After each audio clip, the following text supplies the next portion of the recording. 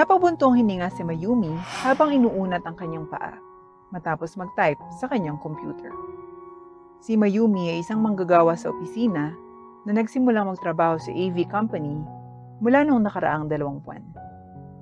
Kahit baguhan pa lang siya, nagsusumika pa rin si Mayumi para sa kanyang pinakamamahal na alagang aso. Ay, kakapagod naman dito. Reklamo ni Mayumi habang patuloy na inuunat ang kanyang katawan at bigla siya napatingin sa mga files sa ibabaw ng desk niya. 3 pa at makakauwi na ako, sabi ni Mayumi habang inuudyok ang sarili. Pero kailangan ko muna ng kape. Pagkatapos ay bumaba si Mayumi sa maliit na cafeteria kung saan naroon ang iba pa niyang mga katrabaho na kumakain at makikipag-usap sa isa't isa. Yo, Yumi! Sigaw ni Abby. Si Abby ay isa sa mga kaibigan at katrabaho ni Mayumi. Kumaway si Mayumi sa kaibigan bago lumapit ito sa kanila. Hi Yumi! Kamusta? Tanong ni Giselle habang kumakain ng sandwich. Okay lang ako, salamat. May 3 files pa ako na dapat tapusin. Tapos pwede na ako makauwi ng maaga. Sabi ni Mayumi habang nakangiti. Pagkatapos ay ibinigay ni Abby ang isang plato na may laman na pagkain kay Mayumi. Eto Yumi oh, ang hilig mong magtrabaho ng gusto. Kung minsan nakakalimutan mo na kumain. Natutuwa akong sandali kang tumigil at pumunta dito. Halika, samahan mo kaming kumain dito. Kinuhanan na kita ng pagkain mo. Sumabay ka na sa amin.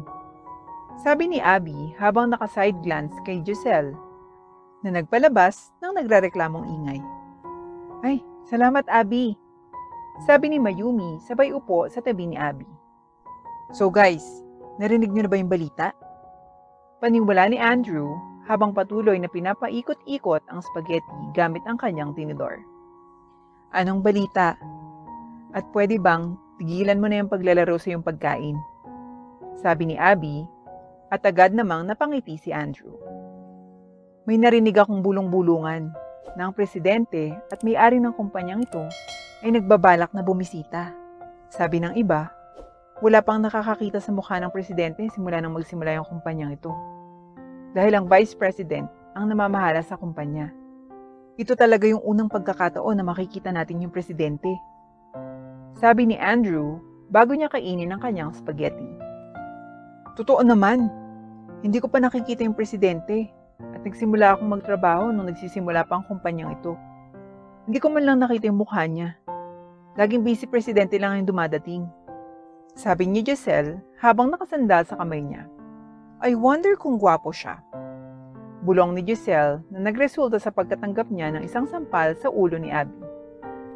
Kung ano-ano talaga yung iniisip mo, sa halip na isipin ang mga gwapo sa lahat ng oras, bakit hindi mo subukang isipin yung hindi mo pa natapos na trabaho? Palagi ka nalang distracted. Kung hindi dahil sa akin, walan ka na ng trabaho. Sabi ni Abby at napabuntong hininga si Giselle bago itinapon ang sarili kay Abby. Okay lang kasi nandito ka. Nandito ka para palalahanan ako lagi. Nagpakawala ng ingay na naiinis si Abby sa sinabi ni Giselle. Hindi napigilan ni Mayumi na matawa sa mga kaibigan. Okay guys, tama na. Balik na tayo sa trabaho at umasa tayo na totoong chismis. Curious din ako sa itsura ng presidente, alam nyo. At nagsitayo ng lahat upang bumalik sa kani-kanilang mga trabaho. Lumipas ang ilang oras at napabuntong hininga si Mayumi habang inilalapag ang huling file sa mesa at simulang imasahe ang kanyang mga daliri. Sa wakas, tapos na. Yoo, Yumi! Nagulat si Mayumi. Diyos ko naman, Andrew. Matuto ka kumatok. Reklamo ni Mayumi sa biglang pagsulpot ni Andrew sa loob ng kanyang opisina. Sorry na. Anyway, I see na tapos ka na sa work mo. Komento ni Andrew habang nakatingin sa mga natapos na files ni Mayumi. At, ano gusto mong gawin ko? Sabi ni Mayumi habang nakataas ang kilay. Gusto mo na lang ako yung gagawa sa'yo, di ba? Tahimik na tumango si Andrew habang nahihiyang umiwas ng tingin. Yeah, sabi ni Andrew habang nauutal at napabuntong hininga si Mayumi.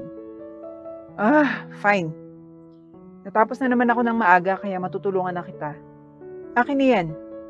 At kinuha ni Mayumi ang file na hawak ni Andrew. Naku, salamat talaga. Sagot ni Andrew. Salamat talaga, Yumi ha. I owe you one. Sabi ni Andrew habang pinagdikit ang mga palad na parang nagdarasal at nakayuko kay Mayumi. Walang problema, Andrew. Tinulungan mo akong makuha ang trabaho to. At minsan, ginagawa mo rin yung trabaho ko para sa akin. Ito na yung pinakamaliit na magagawa ko para mabayaran ka. Sabi ni Mayumi habang nakangiti sa lalaking gumanti rin ng ngiti. Okay, salamat ulit. Sorry, emergency kasi sa bahay. May kinain na naman akong ano yung aso ko. Natatakot ako na baka may mangyaring masama sa kanya kaya kailangan ko na talagang umalis.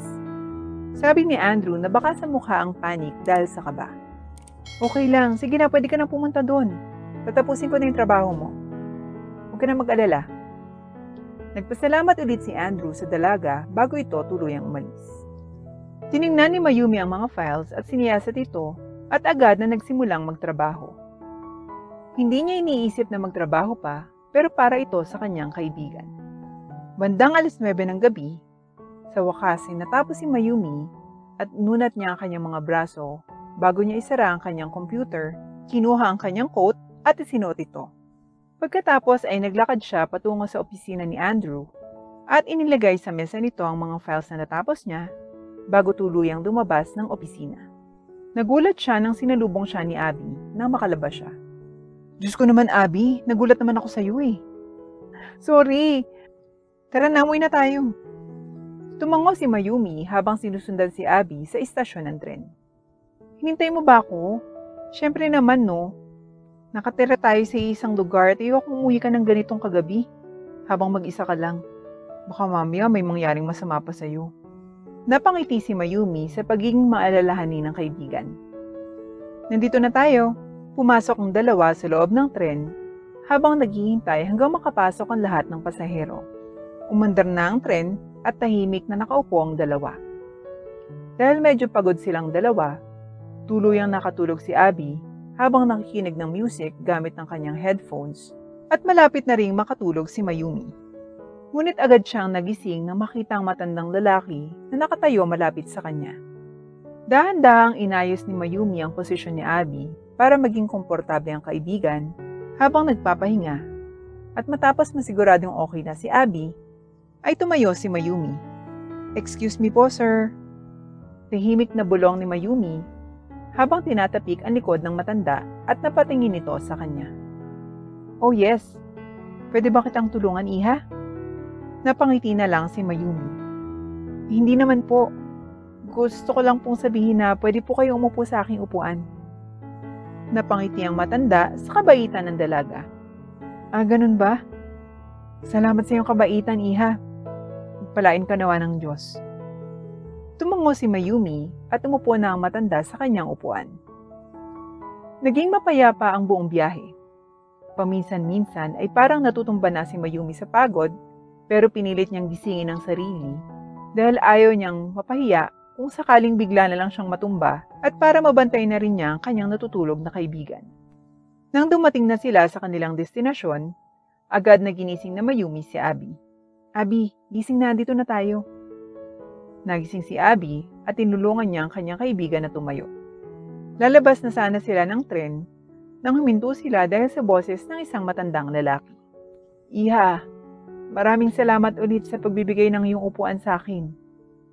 Sabi ng matanda habang nakangiti. Walang anuman po. Kung okay lang sa'yo, nais ko sanang malaman ang pangalan mo, iha. Hindi naman nagdududa si Mayumi sa matanda, ngunit ipinakilala niya ang sarili gamit ang kanyang palayaw.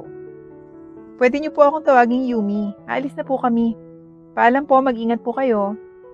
Tumango ang matanda kay Mayumi at ngumiti rin ito. Ngumiti naman pabalik si Mayumi bago sila tuluyang lumabas ng tren. Sino yun? Kakilala mo? Tanong ni Abby sa kanyang kaibigan. Hindi naman. Ibinigay ko lang naman sa kanya yung aking upuan kanina. Pero huwag kang mag-alala. Wala naman siyang ginawang masama. Tumango si Abby sa kaibigan at sila'y tuluyan ng umuwi sa kanilang tahanan. Nang sumunod na araw, nagsuot si Mayumi ng kanyang pinakapresentableng damit dahil pinadalan siya ng mensahe ng kanyang mga kaibigan na malaki ang tsansa na bibisita ang presidente sa araw na iyon. Tiningnan ni Mayumi ang kanyang sarili sa salamin at napagdesisyonan na presentable naman siyang tingnan bago siya umalis sa kanyang tahanan. Nang dumating si Mayumi sa opisina kasama si Abby, agad silang pumunta sa kani-kanyang opisina at nagsimula ng magtrabaho. Hanggang sa biglang may pagtawag sa kanila na magpunta sa meeting room. Inayos ni Mayumi ang kanyang itsura sa salamin dahil posible na makikita na niya ang presidente bago siya lumabas sa kanyang opisina. "Nininervyos ako," sabi ni Giselle habang niyayakap nito ang kanyang sarili. "Huwag kang mag-alala. Sigurado naman ako mabait yung presidente natin." Tumango si Giselle at ang lahat ng empleyado ay pumasok na sa meeting room. Ang bawat isa ay tumayo sa gilid habang tinitingnan nila ang isang upuan na hindi nakaharap sa kanila. Tumagdag ang kanilang nerbiyos habang tumitingin sa upuan. "Sa inyong lahat, maraming salamat sa pagpunta. Ngayon ay ipakikilala ko na ang presidente ng kumpanyang ito. Nais kong makilala nyo, si Sir Abel Valenzuela. Mr. President." Ang lahat ay pumalakpak at naghiyawan nang hinarap na sila ng taong nakaupo sa upuan. Ngunit gustuhin man ni Mayumi na pumalakpak din, hindi siya makagalawang makapagsalita dahil sa harap niya ay ang matandang lalaki na nakasama niya sa tren na presidente pala ng kanilang kumpanya. Nagpasalamat si Mayumi sa Diyos dahil hindi niya napahiya ang kanyang sarili. "Maraming salamat sa lahat. I am very thankful for everyone's hard work to make this company better. Ipagpaumanhin niyo na hindi niyo ako nakita dahil sa mga may kailangan pa akong asikasuhin. Ngunit naririto na ako. Ako ang inyong presidente at handa akong tumulong kung ano man ang kailangan niyo." Sinabi ng matanda at naghihiyawan ulit ang mga empleyado habang si Mayumi ay tahimik pa din. Agad na napansin ng presidente si Mayumi at agad na tinawag ang kanyang atensyon. "Yumi, ikaw ba yan?" Tanong ng presidente nang makita niya ang itsura ng dalaga. Wala ibang nasabi si Mayumi kundi, "Sir." Agad na humalakhak ng malakas si Abel. "Oo nga naman, kay liit ng mundo. Hindi ko inaasahan na makikita kita ulit, iha." Nagtinginan ang mga empleyado sa dalawa. "Kilala mo ang presidente bago dito?" Tanong ni Abby sa kanyang kaibigan. "Hindi mo ba naaalala? Siya yung kasama natin kahapon sa tren, yung binigyan ko ng upuan." Bulong ni Mayumi sa kanyang kaibigan. "Posible, dahil inaantok na ako kahapon, kahit di ko na matandaan yung itsura. Ngunit mabuti naman at nakilala mo na yung presidente." Bulong pabalik ni Abby sa kanyang kaibigan. "Alam nyo, aking mga minamahal na empleyado, si Yumi ay isang napakabait na bata. Tinulungan ako ni Yumi kahapon sa tren at ibinigay niya sa akin ang kanyang upuan. Maraming salamat talaga sa iyong kabutihan, iha. Pasensya na, masakit na rin talaga kasi ang aking likod."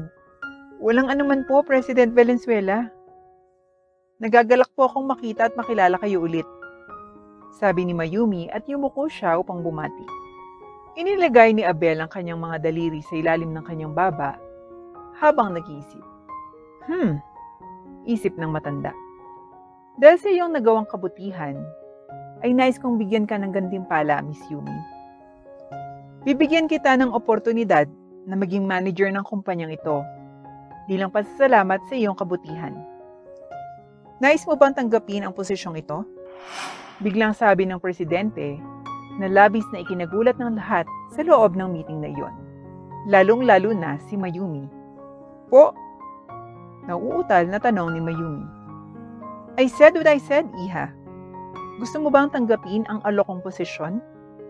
Kayo ba, aking mga minamahal na empleyado, ayos lang ba sa inyo na maging manager niyo si Miss Yumi?" Tanong ni Mr. Abel sa kanyang mga empleyado at agad na sumang-ayon ng lahat. Kaya't namula ang pisngi ni Mayumi. Hindi po ako sigurado." "Ho, Yumi, ano pang inaarte mo? Kunin mo na dali!" Sigaw ni Andrew sa kaibigan At agad na tumango ng mabilis si Giselle upang ipakitang pagsang-ayon dito. Perpekto ka para sa trabaho. Yumi, kunin mo na! Udyok ng lahat at napabuntong hininga si Mayumi bago sinabi ang mga katagang, Salamat po. Tinatanggap ko po yung posisyong ito. Naghiyawan ng lahat at ngumiti naman si Mr. Abel sa naging desisyon ng dalaga. Agad na tumingin si Mayumi sa kanyang kaibigan sa kanyang tabi at nagulat siya nang makitang si Abby ay nakatingin nga sa kanya at nakangiti rin. Resulta to ng iyong kabutihan. You deserve it, Mayumi. Go for it. Tumango si Mayumi at ngumiti din.